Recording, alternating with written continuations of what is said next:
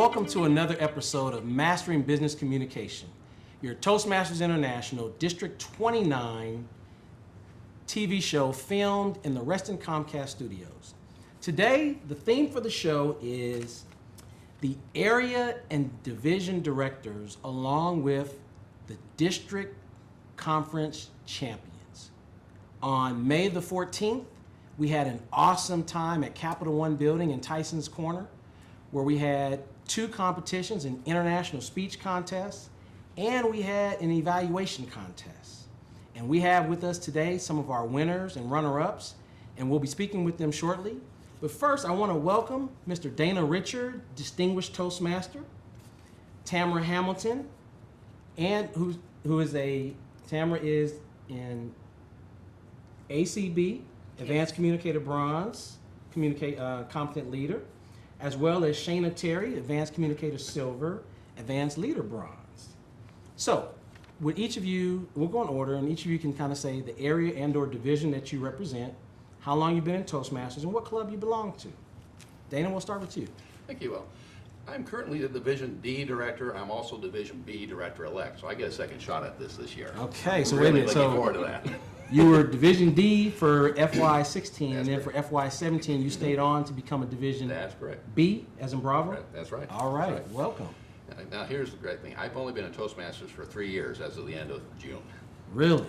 And I'm currently in 4 clubs. My home club is Five Shields down in Division A. Division G, after the turn of the year. Okay, so that's right. So we had, all right, as part of our spring business meeting, we actually decided to branch the divisions, and we created a new Division G, correct? That's correct, yes. Out of A, it was kind of, Right, it was and split. kind of realigned, split it. Yes. Okay, and then you will be, your home club will be part of out of G. Be part of G. And I think G was kind of closer to the Dahlgren territory it's south. area. It's the south the part southern, of us now, okay. south of the Occoquan. South of the Occoquan. Okay, gotcha. Okay, good. Welcome. And Tamara, tell us about yourself. Well, I'm the Area 43 Director this year. Area 43. That means you're a part of Division D. D. All right. Yes. Okay. All right. And how long have you been in Toastmasters? I've been in Toastmasters 8 years now. 8 years now. Okay. Good. Great.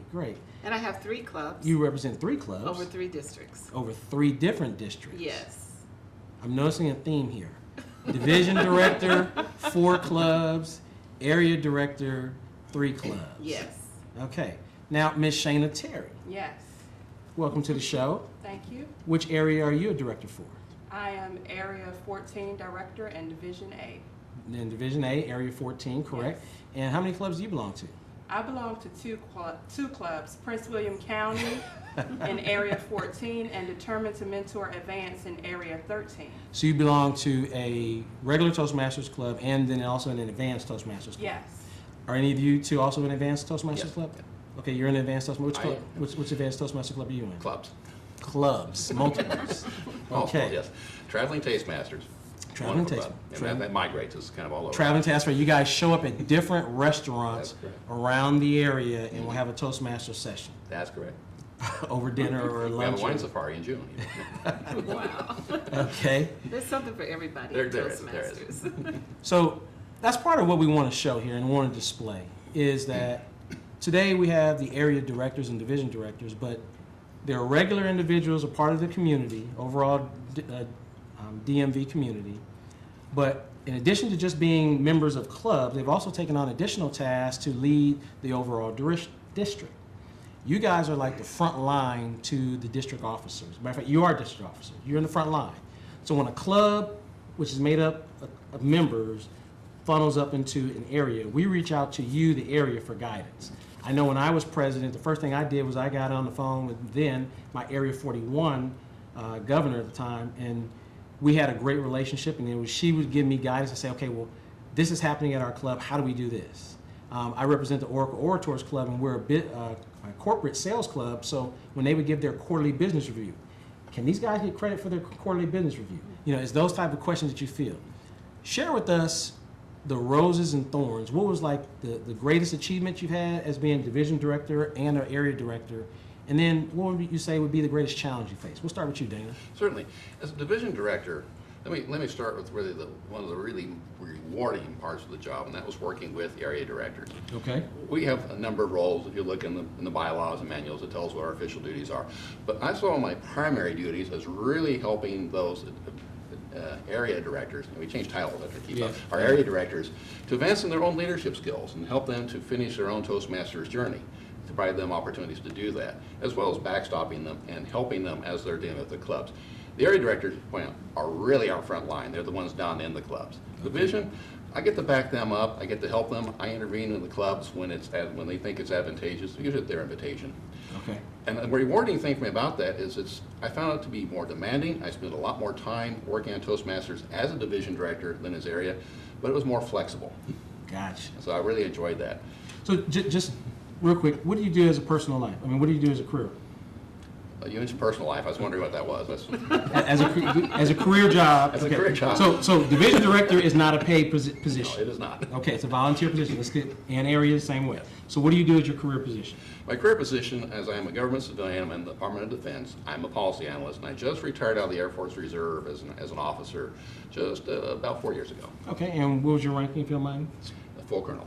Oh, okay, so we have here Colonel Colonel. Richard. All right. Retired Colonel Richard. Retired colonel, yeah. And for you, Tamara, what would you say your greatest accomplishment has been as being area director, as well as what do you do for your full-time job as well? Well, my greatest accomplishment, I think, was getting through the area contest. I'm a serial contestant. Okay. So for the 8 years that I've been in Toastmasters, 5 of those years I've been a contestant. Gotcha. By being a contestant, I sort of avoided leadership in Sure. a major way. But then Sure. this time around, I decided, let me go behind the scenes and learn more and serve more. Challenge. And so being the coordinator for one of those contests, you get to see the generosity of Toastmaster members who will volunteer for the food, for being a judge, for being an evaluator.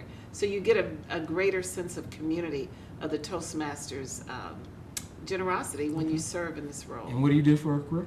I'm an executive coach and a diversity consultant. Executive coach and Yes. diversity consultant. Yes. Is that like an entrepreneur thing? It is. Okay, I awesome. retired from the National Education Association. Oh, and then NEA. and Okay, hung you out were a my teacher? shingle. I was a teacher, Okay. but I retired as an executive. Okay, awesome. Yes. Ms. Shana, please tell us Yes. what you do as a career, and also what is your greatest accomplishment as being area director of Area 14? I'm a senior contract specialist for Prince William County government. Okay, so you're a county employee Yes. of Prince William County. Okay, great. One of my greatest accomplishments has been working with the clubs and working with the leaders within the clubs. I was extremely proud this year. Our theme this year for Area 14 was step out of your comfort zone. Your team is your safety net. So all of the clubs work together as a team to support one another. We had many club members that stepped outside of their club and volunteered for roles at various area contests, at the district level, and also at the district conference. Okay. So, if it was so great, what's the challenge for next year? Say, for instance, somebody's looking, they're currently a Toastmaster member, they think they might want to be an area director. What's the greatest challenge that you want to let them understand that it's a challenge? The greatest challenge, I would say, is motivating people.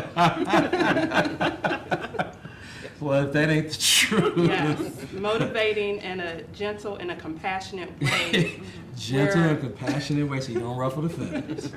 Yes, where you're allowing them to take ownership for their duties and their actions. Okay. Yes. Tamara, what would you say your most challenging for this year? What was your most challenging? Well, someone once said you can't put a busy job on top of an already busy life. And that's what I did. I had a very busy life, and then I put the area director leadership on top of that. So what I learned was time management was critical, and meeting deadlines, and then having someone like Dana that you can go to and ask for help when you need it. Okay. So I really didn't have the challenges because we had good leadership All right, so in our Dana? division, the governor. It rests on I you. called on him a lot. What was your greatest challenge as division director? Not so much a challenge. Let me kind of change the question a little Okay. bit. I came in with an assumption that I found was incorrect. And the assumption was, and I think we're all guilty of this, is that some of our club presidents, some of our area directors maybe know more than they really do. And we have to understand that a big part of our job is to help them to learn and to grow. And to do that, you have to find out where they're at. And I really kind of failed to do that early in the year. Okay. And that made the rest of the year, I think, challenging for them. We'll put a pin in it right there. What I want to let you know is we have 2 great performances you're going to see, and then you'll see a final wrap-up. You're going to hear a speech by Mr. John Edwards, our District 29 Spring Conference International Speech Champion. And then he's going to be evaluated by none other than the runner-up, Philip Armstrong, who's from my home club of Oracle. Can you imagine that? We'll have a panel interview at the end. We're also bringing those 2 individuals, as well as Glenn Stafford, who will be departing. He's been an assistant and a producer here. And stay tuned.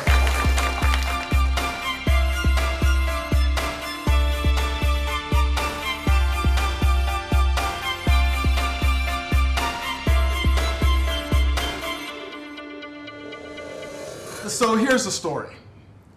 We're walking along, going from store to store. What you ought to know is that I was a young teenage boy. It gets worse. I was a young teenage boy with his mom shopping with her for her clothes.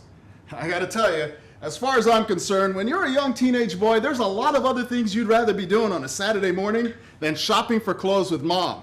Oh no, wait a minute. This was before the internet, before smartphones, before really any cell phone popularity. So, when you have a young immigrant mom, when you have an immigrant mom who shops for clothes in a frugal way, what that means is you go from store to store to store, checking out the prices, then you go back and figure out what you want to buy. That is a blast for a young teenage boy. If you have to go through that, the rule book says that you have got to moan, drone, and complain the entire time.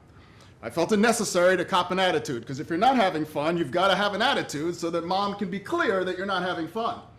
Now, I also was cognizant of the fact that my mother was equally talented with her left or her right backhand. So there's only so far you can go in moaning, groaning, griping, and complaining. So picture this. I'm humping over, I'm droning along, I'm really trying to make it as clear as possible that I am so not having a good time. This is not the way that I want to spend a Saturday. Now we're outside, we're walking down the street, Westchester County, New York, and before I knew it, that's when it happened. It was incredibly quick. I had to replay it over in my mind just to try to understand what was going on. I was moping, groping, droning, and then I was airborne. I mean, literally airborne. Feet off the floor, airborne. And by the time I landed back on the ground, I was quickly processing what was going on. And I remembered, okay, walking, droning, moaning, complaining, immediately airborne, and the breeze that passed in front of my face. What had happened was that as I was copping my attitude, my mother, without thinking, completely reacting in the split of a second, reached over, grabbed the back of my shirt, and pulled me up from in front of an arriving bus. She literally saved my life. I looked over, she was grabbing her heart. I mean, she was trying to process what just happened. People around us had gasped and shouted as they saw what occurred. It was really that close. I almost got hit by the bus. Here's the thing. When you see the bus coming, what do? You get out of the way. And that led me on a journey that would culminate a little bit later, as I had a very good friend who had a very famous individual that he worked for end up in the newspaper in total disgrace. And that's when I started my research journey around what is it about the bus that hits us, and how do people like that end up in situations like that? I mean, I think we can agree that no one's going to wake up in the morning thinking to themselves, oh, let's see, I've achieved as much as I'd like to achieve. I'm doing really successfully well. I've got a lot of influence, a lot of affluence. Oh, let's see if today I can end up in the paper going to federal prison and disgrace my family. That's not usually the way we set our objectives for the day. So I started off on a journey that would research what's the neuroscience, the psychology, the cognitive science behind why people who are achieving such wonderful things that you and I would consider to be really successful, how do they fall from grace? And that led me to my theory called whacked, because that's exactly what happens. They get whacked. Now, when I say whacked, I mean the acronym W-H-A-C-K. Let's talk for a minute about what those mean. The W stands for a win mentality. What we find is with each of these acronym items, People who ignore or belate these end up being the kinds of folks who fall from grace. So when I talk about a win mentality, I mean people who have to win all the time. Now, don't get me wrong, I am actually confessing that is pretty much me. That emerged as a problem early in my marriage because I always would argue over things, and especially if I felt like I was right, boy, did I lean into it. Who knows that you can have an argument, win the argument, and still lose? Yeah, when we're talking in the context of marriage, that's exactly true. Because I would win a few of those conversations and then wonder, why am I sleeping in the garage? The W stands for a win mentality. The H stands for hit and run. Hit and run relates to those kinds of people who like to achieve results without consideration for relationships. This is particularly dangerous because we see those kinds of folks climbing the corporate ladder at whatever cost. Once again, a confessional moment for me. I was on that track, I was on that road, and I remember someone who meant a lot to me giving me some advice. It didn't really sink in at the time, but it caught up to me later. She said to me, John, the only person that wins the rat race is a rat. I had to make a serious decision at that point if that's what I wanted my legacy to be. So the W is win mentality, the H is hit and run, the A is arrogance. That's a short one to talk about because basically arrogance stops your learning. Arrogance says I'm better than you, says you can't teach me anything. Arrogance kills humility, it stops learning. When that happens, you're kind of like the emperor with no clothes. And that also leads to getting whacked. So W, win mentality, H, hit and run, A stands for arrogance, and then commodity. When we talk about commodity, we normally think about cash, but cash is no longer the key commodity. The key commodity today is emotions. Emotions are the key commodity, and change is our new boss. Because things are changing so rapidly around us that people who have a key, who can tune in to the emotions that drive behavior, are people that are much more successful at reading what's going on and the impact and effect that they're having. So the C stands for commodity. And then finally, the K stands for killjoy. I once heard a speaker say, listen, if you're happy, you should tell your face. And there's a lot of people walking around who are actually killjoys. You become a killjoy when you refuse to forgive. You refuse to let go of some things. You refuse to let go of your right to be angry. And even more importantly, you refuse to let go of your right to be right. And normally what that means is when you walk into a room, are you putting the smile on their faces or are you taking the smile off of their faces? And so, my friends, I learned a very important lesson from my mother that day. A physical lesson of saving my life and a cognitive lesson of living life without getting whacked. She's no longer here with us on this earth, but her lesson, I hope, still lives on. And I would ask you, are you going to be determined to live a life where you don't get whacked or hit by the bus?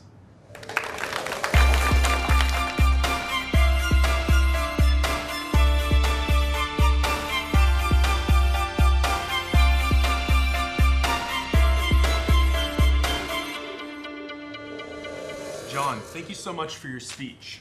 There's a couple of notes I want to go over first, and I'm going to get into the evaluation right away. First of all, I love the storytelling in this speech. The story about you as a kid being dragged by your mom shopping, I get that. I've done that. And I was just as unhappy about it. I didn't almost get hit by a bus, but, you know, that's how it can be. I did want to note that I like your title, Anyone See the Bus That Hit Me? But I would suggest changing it to just whacked. Or try not to get whacked. Because that would up the punch of the speech, and at the same time, I think get a little closer to the message. Going into some other areas, I thought you did well. Initially, I was worried when you started speaking that you weren't going to go into the moping, groaning, droning voice, but you did go there, and I love that. That is a critical part of this speech, is taking us back to being a teenager and exactly how much attitude a teenager can put into even the smallest of inconveniences. And we have cell phones, so it was even worse back then, I imagine. I did want to note that your body felt a little bit restrained, and I don't know if that's just the environment you were in, the stage you were limited to, but I would like to see you just loosen up a little bit, get into it. Teenagers don't stand prim and proper, they stand like this. So retake a look at the body position. Finally, the acronym, WACKed, love it. highly recommend we keep that. And I would try to bring it up earlier and then revisit it. That's something that you didn't get the chance to do, but I think it's something that always helps an audience when you're giving a you're giving advice, giving an acronym, giving a speech. Revisit your acronyms because people won't remember. I had to write them down to make sure I had it in front of me. So the way I like to structure the back half of my evaluations, I like to go start, keep, evolve. That is something I'd like to see you start doing, something I'd like to see you keep doing, and something I'd like to see evolve a little bit, change just a little bit.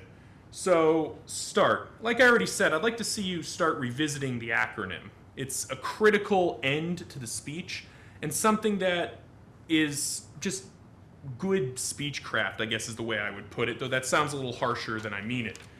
Second, keep the stories. You're a natural storyteller. You can take your audience to wherever it is you want to go. So take them there. I love that. Finally, evolve. Like I said, your posture. You have great posture. You're very, structurally sound. That's not how teenagers stand, and you have an opportunity in your storytelling to talk about being pulled out of the way of the bus. And that is the kind of thing that takes your storytelling from just a story to being basically a movie. So start revisiting the acronym, keep the storytelling, and I'd like to see you evolve your posture a little bit and take that to the next level.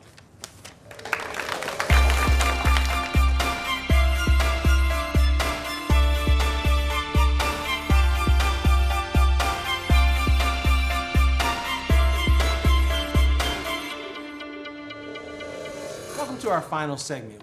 Here we have our District 29's 2016 International Speech Champion. We have John Edwards, Advanced Communicator Silver, and you are also a competent leader. We have Philip Armstrong representing the Oracle Orators. You are the runner-up to the evaluation contest, and you are currently Toastmasters. You have your 10th speech to give as soon as we resume our general body meetings in June. Yep. And we have Toastmaster Extraordinaire, Mr. Glenn Stafford, Distinguished Toastmaster. Correct me if I'm wrong, Glenn, but you said to me earlier that you have submitted 108 education awards. Yes, in 9 years time frame. In 9 years time frame. So before we begin real quick, Glenn, this will be your last day, so we wanted to bring you on. You were the 2014 evaluation speech champion, correct? Yes. Okay, welcome. So John, I was the contest master in 2015, and you competed then. This year you came back and you've won. What makes you continue to compete?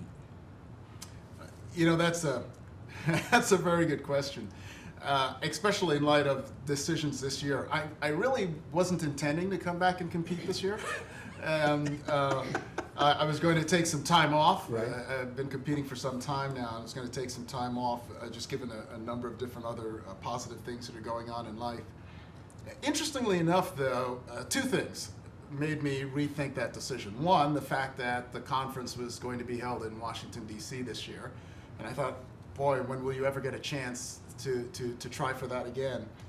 But even more importantly, the story that I told in that competition was deeply personal and a story that hadn't been told before. And so for me, it was also a personal journey of courage to put that story into words. All right, thank you. So Philip, you had at the conference, district conference, you were the runner-up, and then today you got Thanks for reminding me. Listen, you placed. And then on top of that, you got a chance to evaluate John. What are some of the things that, obviously evaluations are tough. It's real quick. You listen to somebody speak, and within 5 minutes you have to write your notes and put something together. It's obviously it's a craft. What do you do to prepare for yourself? So the way I prepare for evaluations is, for the most part, I don't. I try to come into the speech without thinking about anything but the speech. There's no pre-work, because pre-work just, unless I've heard the speech before, it doesn't get me anywhere. Okay. If you heard during the speech, I have the start, keep, evolve Correct, yes. structure. That is the extent of my pre-work, is writing that down on a piece of paper. and then writing the name of the speaker in the speech so I can remember these things. But other than that, all my evaluations come from the notes I take during the speech and the couple minutes I have before giving my evaluation to put all those thoughts together. So there's really not a lot of pre-work to it. Okay. Glenn, you've been an evaluation champion prior. Tell us, what is it that you do in order to prepare? Well, one of the things is I do a lot of research of reviewing audios such as the Craig Valentine storytelling and killer keynotes, because you get a lot of excellent ideas how to elevate one speech. Correct. And one of the things that we heard today, great speech from John, however, one of the things that would take it to the next level is what most people fail to realize is take it from the report level and make it inspirational from the standpoint that you have a combination of dialogue, making a point. So basically the one thing is the old formula that we hear when we're going through our CC manual is tell them what you're going to tell them what you told them. When you become an advanced speaker, it's points to wisdom, examples in the form of a story, and sell them on the point. Because when you are speaking, you are selling. Okay. What was the name of the book again? It's Killer Keynote Killer Keynote? and Edge of Their Seat Storytelling, and they're both audio CDs at the Craig Valentine website. Craig Valentine. Craig Awesome. Valentine came to our fall. Oh, cool. But It was spring 2015 Yes. district conference. Very cool. Mr. John Edwards, what do you do in order to prepare for a speech? It takes a couple of different forms. The most popular format is a free flow, almost like a mind mapping of ideas on paper. Okay. No order, no organization, just to get all of the ideas down, and then funneling them into 3 key points. And then once I have those 3 bullets, I align any various elements into those 3 bullets. And then I come back in, and the last thing I'll do is look for where there may be opportunities for an entertainment value. And he makes an excellent point, if I may add, because Sure. one of the things is too many people struggle in scripting a speech. And the oration brain does not work with the written part of the brain, which is why most of your world champions of public speaking do not script their speeches. They drill it, practice, then they'll transcribe it, see how they can do it, do the mind mapping, because that's probably one of the better techniques to get to the point. Time, preparation. We know that he just goes with the flow. How much preparation in order to put a speech like that together today, that you gave today? This one probably encompassed a few hours at this stage, but there had been some time prior to that in research and development.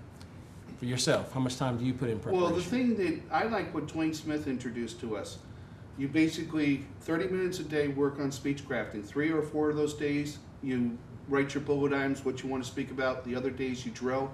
Then it becomes part of very natural, and your life force carries you through. All right, we'll have to put a pin in it right there. And there is another episode of Mastering Business Communication. Stay tuned for our June taping, where we will have our exiting district director, and we'll also have something on the leadership development program. Thank you.